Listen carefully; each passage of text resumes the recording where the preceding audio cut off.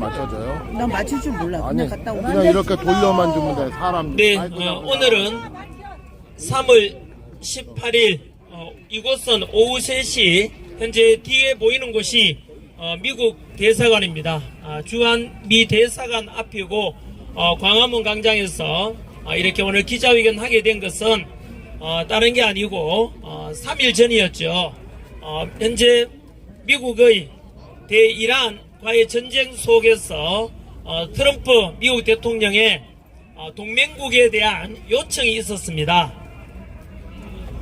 즉 호르무즈 해협, 즉 이란이 관할하고 있는 호르무즈 해협에 많은 유조선이 다니고 있고 우리나라의 원유도 사실상 70%에서 거의 90%까지가 그 호르무즈 해협을 통해서 유조선을 거기에서 있는 원유를 우리나라 가져오고 합니다.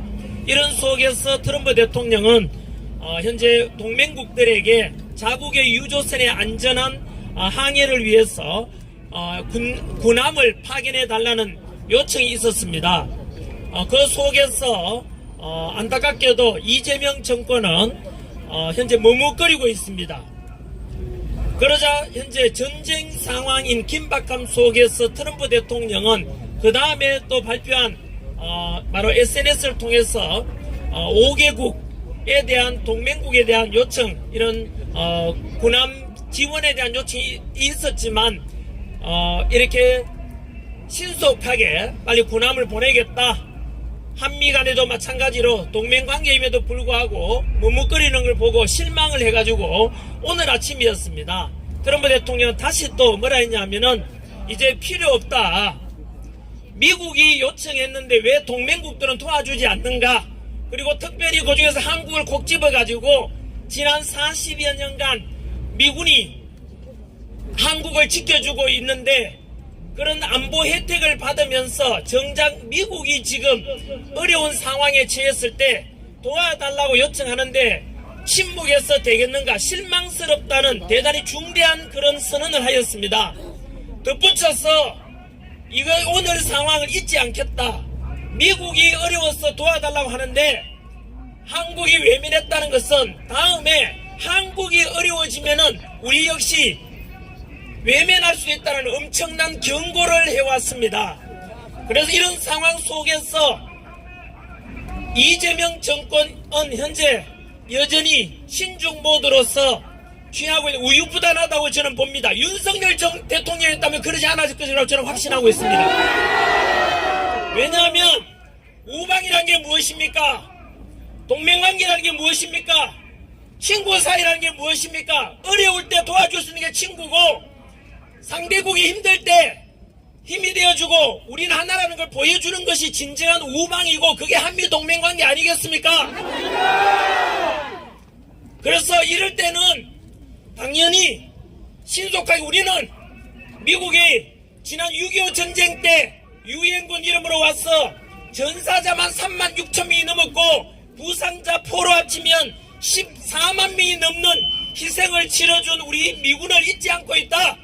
그 미군 덕분에 우리는 공산화되지 않았고 지금의 대한민국의 번영이 있는 것 아닙니까? 그런 속에서 우리는 미국과의 투철하고도 확고한 한미 동맹의식을 가지고 있고, 대한민국 국민 80% 이상이 중국을 싫어하고 우리는 미국을 좋아한다는 통계도 나와 있습니다. 맞습니다. 이런 국민들 대다수는 한미 동맹관계를 원하고 여전히 28,500명의 주한미군이 우리나라를 지켜주고 있는 것 너무나 감사하고도 안보에 든든하고, 미군이 이렇게 지켜주니까 외국 글로벌 기업들도 한국이 최소한 안보로 든든하구나, 미군이 지켜주는구나, 이런 생각하고 투자를 해주고 지금의 경제 성장이 있게 된 것 아니겠습니까? 안타깝게도 이틀 전 이곳에서 좌파 단체가 먼저 기자회견을 했습니다. 절대로 미국 트럼프 대통령의 군함 파견 요청에 응하지 말라, 우리 대한민국은 파병해서는 안 된다, 이런 기자회견을 하는 걸 보고 극소수 좌파 단체가 대한민국의 대다수 국민들의 의지와는 전혀 무관하게 그런 목소리 내면 미국 측에서 어떻게 받아들이겠습니까? 우리 국민의 의지와 전혀 무관하게 대한민국은 미국의 요청을 거절한다는 신호를 주는 것 아니겠습니까? 그런 속에서 대한민국 대다수의 뜻은 철저한 한미동맹과 트럼프 대통령의 대이란 군사작전도 우리는 적극 지지한다는 목소리를 내기 위해서 오늘 이 자리에 기자회견을 하게 됐습니다. 사실은 조금 늦은 바가 있습니다. 아까 말씀드린 대로 이미 트럼프 대통령은 우리나라에다가 콕 집어서 왜 한국은 미국이 힘들 때 이렇게 도와주지 않는가, 그리고 그 옆에 공화당 상원 의원이 그 이야기를 들으면서 이런 멘트를 했습니다. 트럼프 대통령이 이렇게 분노가 크고 이렇게 화를 낸 걸 본 적이 없다라고 했습니다. 저는 이재명 정권의 이러한 우유부단하고 친중 반미적인 이런 이재명 정권을 규탄하지 않을 수가 없습니다. 분명히 말씀드리지만 윤석열 대통령이 했다면 절대 이러지 않았을 것입니다. 그래서 당장에 우리나라 군함을 보내자, 파병을 하자고 하니까 어떤 사람들은 왜 아까운 청년들이 또 죽으러 이란으로 보내라고 하느냐, 전쟁터로 보내느냐라고 비판하는 사람도 있지만, 정확히 말씀드리면 일단은 미국이 어려울 때 도와달라면 그동안 우리나라가 미국으로부터 도움받은 걸 알고 6.25 때 희생된 미군 10만여 명이 넘는 14만 명이 넘는 이 희생을 우리가 기억하고 있다면은 망설일 게 아니라 즉각적으로 우리는 트럼프 대통령의 요청에 응하겠다 라고 윤석열 대통령이 그랬을 것입니다. 그리고 나서 실질적으로 파병하기까지는 국회 동의도 구해야 되고 또 이란까지 호르무즈 해협까지 가는 데는 한 달 가까이 시간이 걸립니다. 일단은 미국의 요청에 적극적으로 동의하고 찬성한다 해놓고 난 뒤에 전략적으로 파병을 몇 명 할 것이며, 그리고 옆에 계신 우리 김현태 단장님께서 UAE와 그리고 이라크 파병 경험이 있지 않습니까? 그 당시에 갔을 때도 마찬가지로 파병하기는 하되 전투병 파병인지 비전투병 파병인지, 그리고 전략적으로 우리나라 군인들이 간다면 안전한지에 대해서 충분히 검토하고 보낼 수 있는 거 아닙니까? 그래서 당장의 파병은 곧 죽음이라는 이런 것은 선동에 불과한 것입니다. 이럴 때는 아까 트럼프 대통령이 원했던 것도 그것입니다. 트럼프 대통령이 지금 군사력이 약해서 보내달라고 합니까? 그게 아닙니다. 국제 여론에 호소하는 거 아닙니까? 미국 혼자서 싸우는 것이 아니고 봐라, 동맹국들 대한민국도 미국과 같이 하고 있지 않냐, 이런 걸 원하는 거 아닙니까? 그걸 안다면은 이재명 정권처럼 멍청하게 이렇게 머뭇거리고 하는 것은 동맹관계 균열을 가져오고 불신을 조장하는 것 아니겠습니까?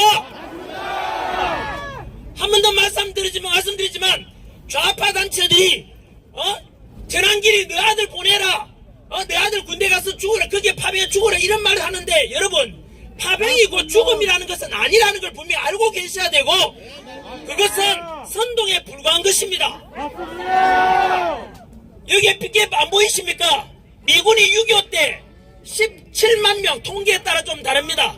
14만 6천 명. 그럼 미군은 우리나라 공사나 막으려고 죽어가고 전사자 되고 포로 되고 한 것을 우리가 잊어서 되겠습니까? 미군의 목숨은 안 아깝습니까? 그때 우리나라에 6.25 때 희생된 미군의 평균 연령이 21세, 22세밖에 안 됩니다, 여러분. 그 미군의 죽음을 우리 잊어서는 안 되지 않겠습니까? 무려 사망자, 전사자만 3만 6천 명이 넘습니다. 일개 사단 병력이 훨씬 넘는 인원이 6.25 때 이 자유 대한민국을 지키려고 이승만 대통령과 당시에 미국 대통령, 미국의 스포트 속에 유엔군 이름으로 공사나 막아낸 걸 우리가 다 잊고 잊어서 안 되지 않겠습니까?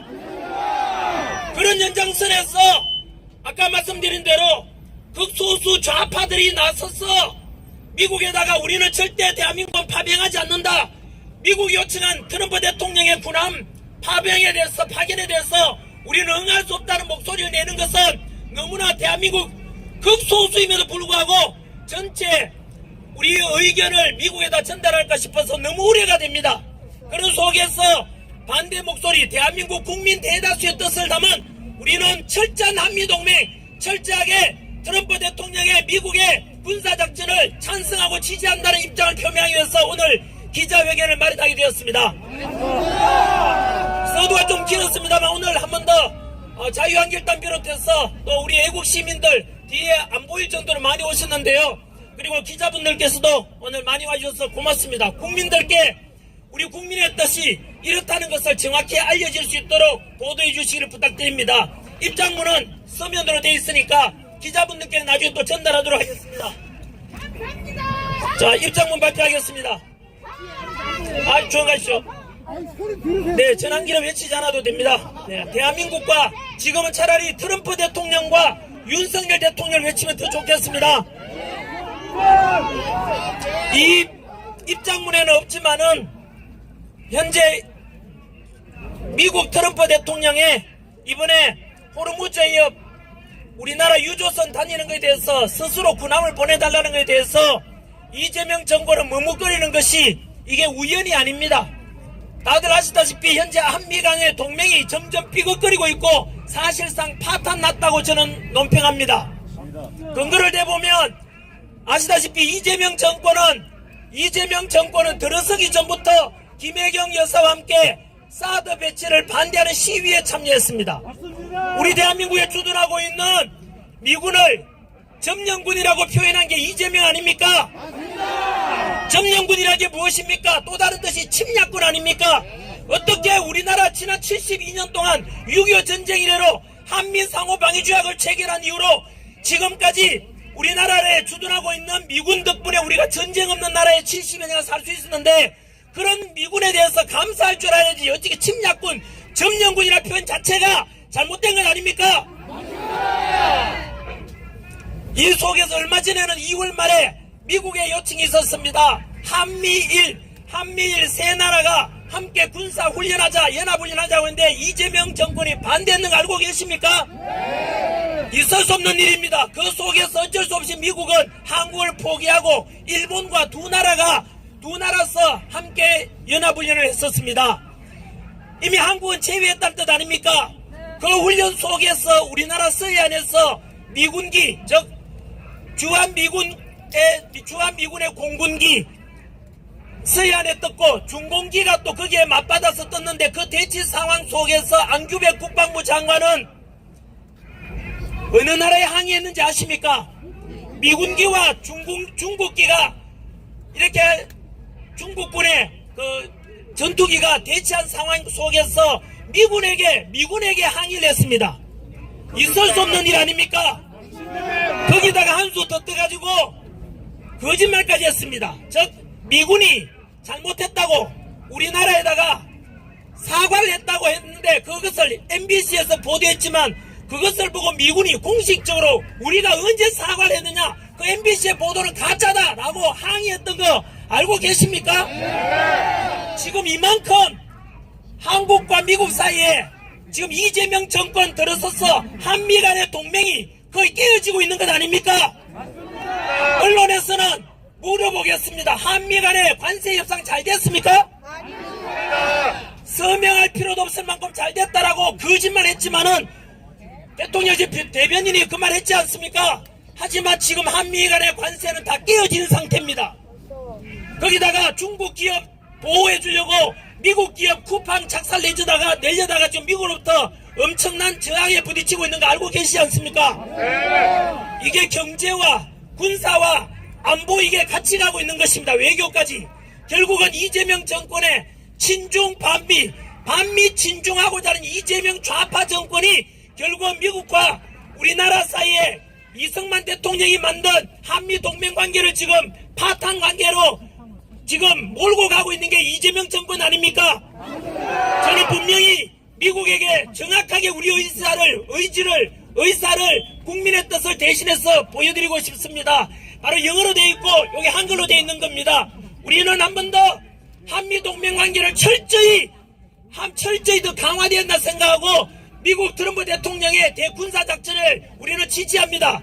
그리고 많은 사람들에게 묻고 싶습니다. 하메네이 무려 3만 5천 명 가까운 이란 시민들을, 자유를 갈망하는 이란 시민들을 이란 최고 지도자 하메네이가 학살했지 않습니까? 3만 5천 명이 넘는 걸로 나와 있습니다. 이렇게 하메네이 정권이 이란 자유를 갈급하는 이란 시민들 3만 5천 명이 학살될 때는 왜 침묵했습니까? 한 번 더 우리는 미국과 우리나라 사이에는 철저한 혈맹관계임을 한 번 더 선언합니다. 자, 이제 시간이 좀 지체됐습니다만은 입장문 발표하도록 하겠습니다. 대한민국 에너지 안보와 한미동맹 수호를 위한 호르무즈 파병 결단을 촉구한다. 오늘 우리는 대한민국 에너지 생명줄인 호르무즈 해협의 위기를 직시하고 국가의 안위와 국익을 지키기 위한 정부의 단호한 결단을 촉구하기 위해 이 자리에 모였습니다. 현재 호르무즈 해협은 이란의 봉쇄와 기뢰 위협으로 인해 바다의 감옥이 되었으며 이는 곧 우리 국민의 실질적인 생존을 위협하는 에너지 대란과 경제 파탄으로 직결되고 있습니다. 현재 좌파들은 우리 동맹국들의 정당한 요청에 대하여 남의 전쟁에 우리 자식들을 사지로 내몬다며 공포를 조장하고 있습니다. 그러나 묻고 싶습니다. 이란의 독재정권 하메네이가 자국민 수만 명을 학살할 때는 한마디 비판도 못하던 이들이 왜 국제사회의 평화와 우리 선박의 안전을 지키자는 동맹국의 정당한 요청에는 이토록 격렬히 반응하는 것입니까? 이들은 평화를 외치지만 정작 우리 국민의 생명줄인 에너지가 끊기고 기름값이 폭등하여 서민의 삶이 무너지는 것은 외면하고 있습니다. 진정한 평화는 비겁한 방관이 아니라 위협에 맞서 우리 것을 스스로 지킬 때 얻어지는 것입니다. 하메네이 정권의 폭거에는 침묵하고 동맹의 손길은 뿌리치자는 이들의 모순된 주장은 국익을 해치는 위험한 선동일 뿐입니다. 특히 군함을 보낸다고 해서 그것이 곧 무차별적인 전투와 살상을 의미하는 것이 아닙니다. 군함의 임무는 전투뿐만 아니라 기뢰 제거, 해적 소탕, 상선 호위, 그리고 인도적 구호 활동에 이르기까지 매우 다양합니다. 파병만 하면 무조건 살상이 일어날 것처럼 몰아세우는 좌파들의 저열한 공포 선동을 강력히 규탄합니다. 바다 위에서 우리 선박의 길을 열어주는 것이 어떻게 침략이며 살상입니까? 사실을 왜곡하여 국민을 불안하게 만드는 행태를 즉각 중단하십시오. 1. 호르무즈는 우리 경제의 에너지 목줄입니다. 우리가 중동에서 수입하는 원유의 90%, 천연가스의 30%가 이 좁은 해협을 통과합니다.